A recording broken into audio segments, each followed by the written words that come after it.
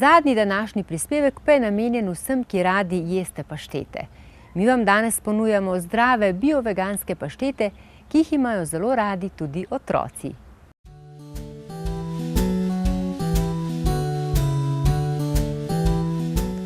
Tartex je pionir v izdelavi bio-vegetarijanskih paštet, saj jih izdeluje že več kot 60 let. Osnovne sestavine takih paštet so kvas, rastlinska olja in začimbe. Vse sestavine so visoke kvalitete in iz ekološke pridelave. Kvas je zelo pomembna sestavina pri izdelavi vegetarijanske paštete.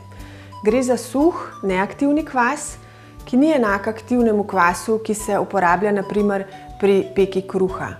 Zato je primeren tudi za ljudi, ki se zaradi na primer glivičnih okužb s kandido izogibajo kvasu. Tak kvas je zelo bogat vir B-vitaminov, v njem je tudi veliko beljakovin, obenem pa se zelo dobro veže z maščobo, zaradi česar nastane taka prijetna emulzija, ki je potrebna za izdelavo take paštete. Namesto kvasa se lahko uporablja tudi tofu, ki daje pašteti prav posebno rahlost, ali pa sončnična semena. Še vedno pa je kvas tista osnovna sestavina klasične vegetarijanske paštete.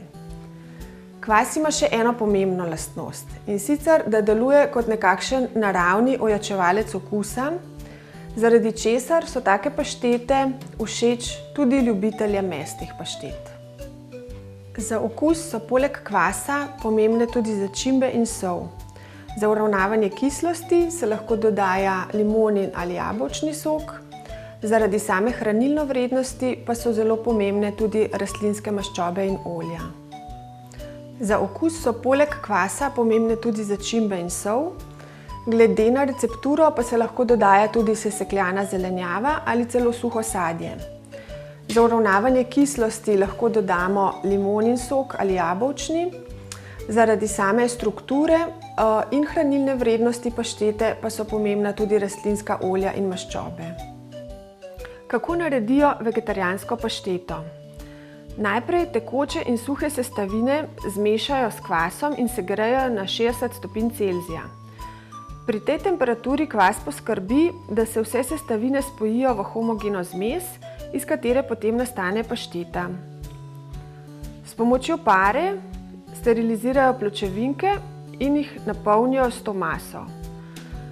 Na koncu pa zaprte pločevinke zaprejo v posebne komore, kjer jih segrejo na 100 stopinj Celzija, da se odstranijo vse morebitne bakterije. Ko je taka pašteta izdelana, potrebuje še čas za zorenje.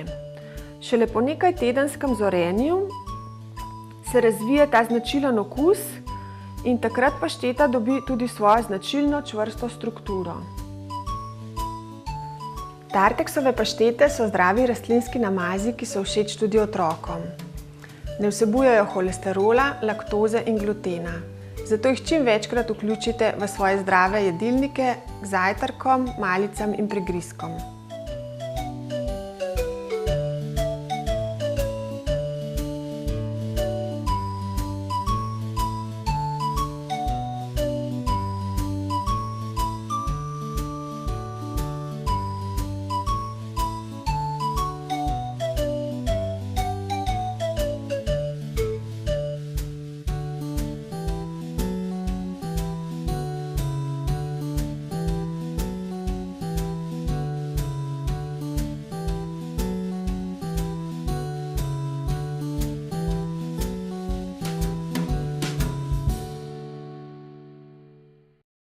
Toliko za danes, dragi naši gledalci. Ujemite čim več D-vitamina in ne pozabite na našo oddajo spet septembra.